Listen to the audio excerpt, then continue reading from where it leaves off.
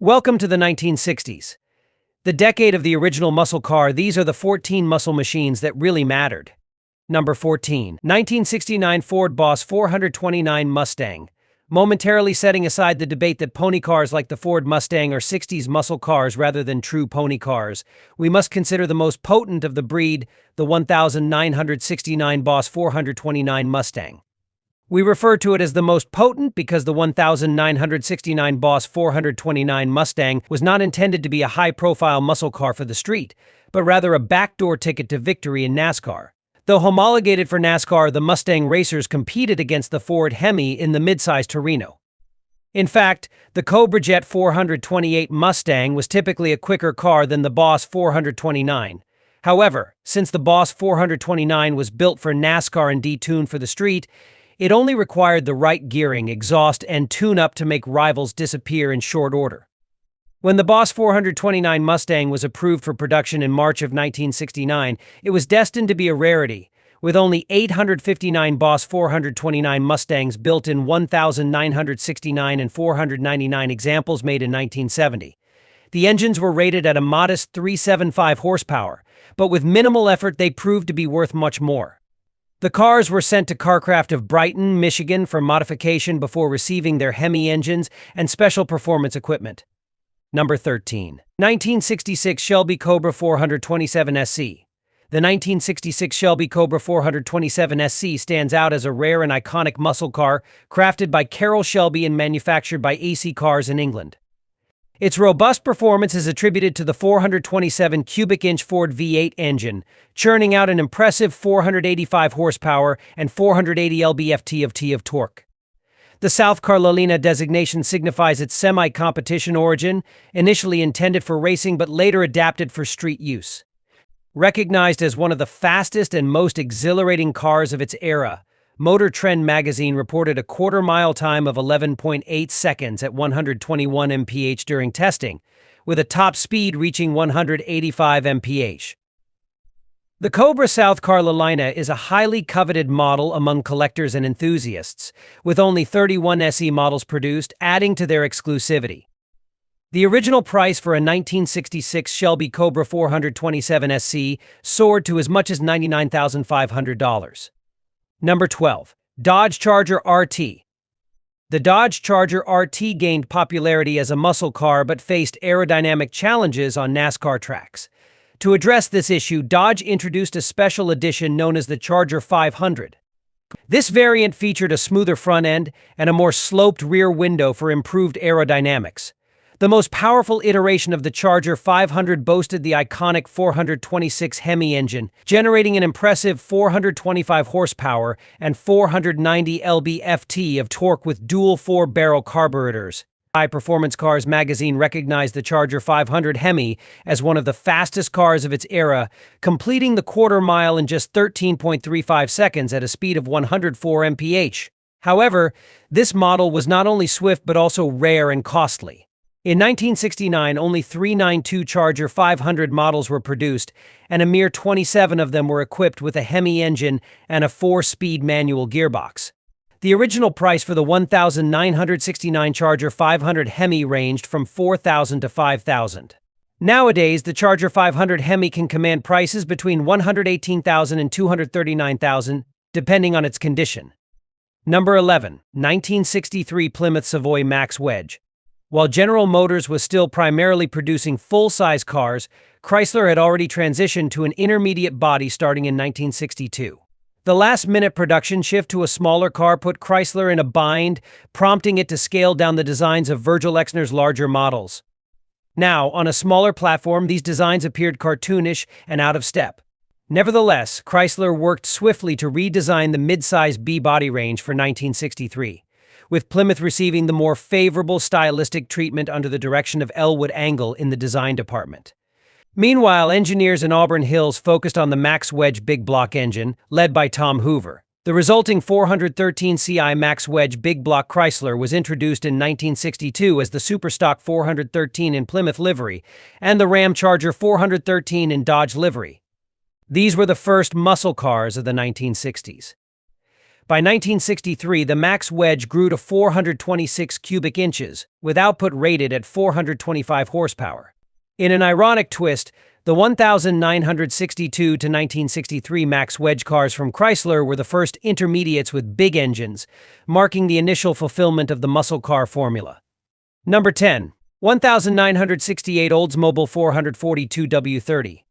The 1968 Oldsmobile 442 W30 presented a distinctive version of the 442 muscle car, featuring a robust 455 cubic inch V8 engine equipped with a 4-barrel carburetor, dual exhausts, and a ram air induction system to enhance its performance. The W30 variant boasted an impressive power output of 360 horsepower. CarLife magazine tested a 4-speed W30, achieving a quarter-mile time of 13.3 seconds at a speed of 103.3 mph. The base 1968 Oldsmobile 442 had a price tag of $3,063, and opting for the W30 package incurred additional cost of $263. Today, the 1968 Oldsmobile 442 W30 has become a rare and highly sought-after collector's car, with prices ranging from $30,000 to well over $100,000, depending on the vehicle's condition and originality. Number 9. 1964 Ford Fairlane Thunderbolt. In 1964, the factories were still relying on full-size cars to win in NASCAR and on the drag strip. For Ford, that meant using the big Galaxy 500. These were fast, thanks to Ford's new 427 Ci big block Fay, but not fast enough.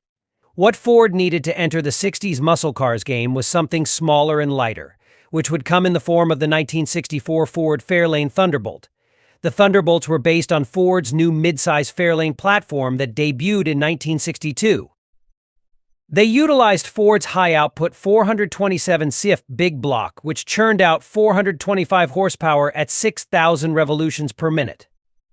Ford produced just 100 Fairlane Thunderbolts in 1964, the only year of its production, with 49 4-speeds and 51 automatics being built.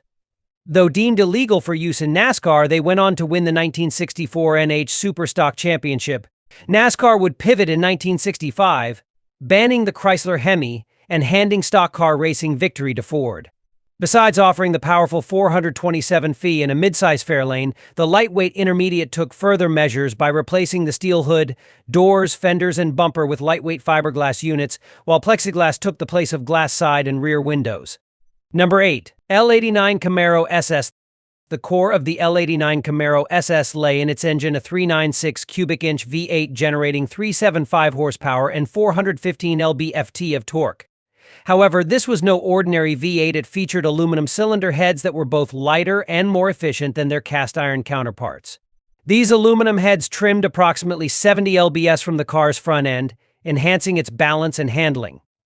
As reported in the 1969 Supercar Annual Magazine, the Camaro L89 achieved an impressive quarter-mile time of 13 seconds at a speed of 118.6 mph. The L89 engine was an exclusive and costly option available only on the SS Camaro with the L78 engine. In 1969, only 311 Camaros were ordered with the L89 option out of more than $243,000 Camaros produced that year. Number 7. 1965 Pontiac GTO TriPower. The breakthrough year for 60s muscle cars came in 1964 with Pontiac's GTO trim level on the mid-size layman's model, designed to counter GM's official stance on moving away from racing and performance. Pontiac's decision to exceed the corporate engine displacement limit of 330 cubic inches for mid-size models was a bold one, and could have gone south had it not been for the model's unmitigated sales success and an internal GM ruling on the displacement ban in Pontiac's favor. While Motor Trend gushed over the 1968 Pontiac GTO, its Endura bumper impressing them enough to make it the magazine's Car of the Year, hot rodders have gravitated more to Pontiac GTO's fabled tri-power carburetor setup, which peaked in the 1965 model year but was out of production by 1967. The year 1965 was one of refinement for the Pontiac GTO, which gained better brakes, heavy-duty shocks, a stronger anti-sway bar, more power for the base version engine to 335 horsepower, and a raise in the 389 Ci engine's horsepower rating to 360 horsepower. Sales of the redesigned 1965 GTO more than doubled to 75,400 units. Number 6. Plymouth Roadrunner. The Plymouth Roadrunner made its debut in 1968 as a performance car that provided substantial power at an affordable price. It shared the Chrysler RB platform with the Dodge Charger and the Plymouth GTX, but stood out for its more budget-friendly and straightforward design. In 1969, Plymouth introduced the 12 package, which featured the 446-pack engine. This engine, equipped with 3 two-barrel carburetors, delivered an impressive 390 horsepower and 490 lb-ft of torque. Renowned for its speed, the 12 Roadrunner reached 11.8 mph in a quarter-mile run, completing the distance in just 12.91 seconds, as reported by Superstock and Drag Illustrated magazine. The 12 package came at an additional cost of $462 on top of the $2,945 base price of the Roadrunner, but proved to be a popular option. Only 1,412 $12 Roadrunners were produced in 1969. Number 5. 1969 Chevy Copo 427 CI Camaro. You can't discuss 60s muscle cars without including the Camaro, and when it comes to Camaros, nothing beats the 1969 Copo. Central office production order Copo cars were created for various reasons across different models, usually to build non-performance vehicles with special equipment.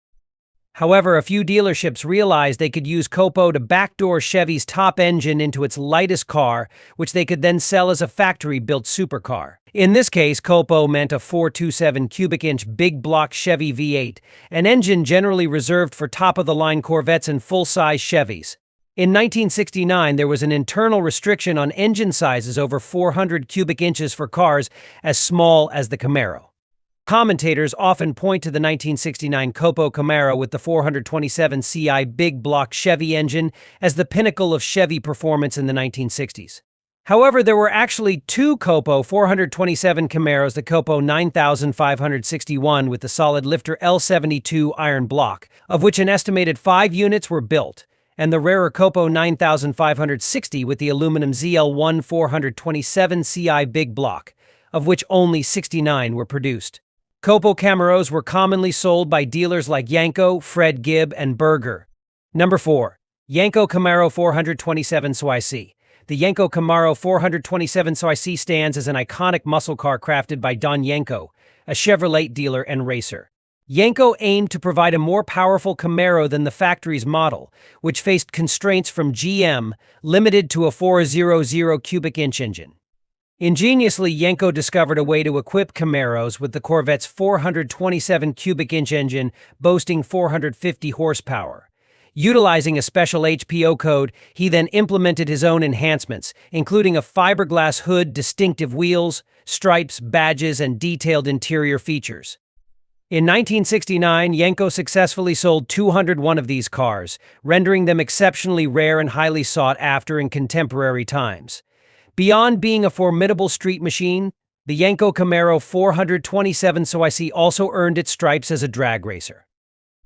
Yanko personally participated in NHRA Superstock class races with one of his cars, and he enlisted other drivers for various competitions.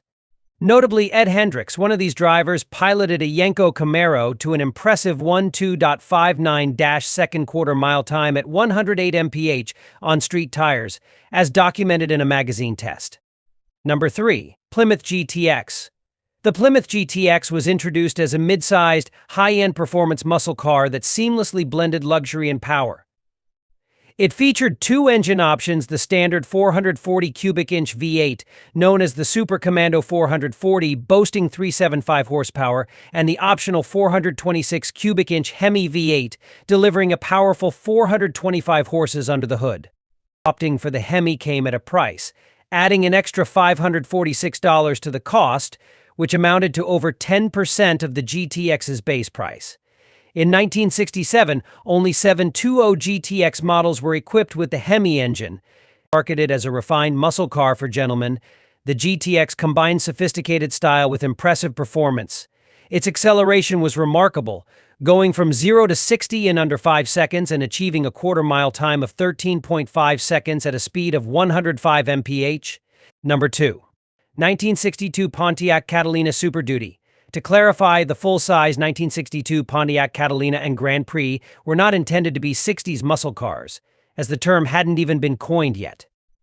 However, as precursors to the muscle car, these full-size vehicles with powerful engines played a role in racing, with Ford Galaxies, Chevy Impalas, and Chrysler 300s tearing up speedways and drag strips everywhere. Pontiac was in the fray too, and dominated motorsports prior to the AMA's ban on racing in 1963.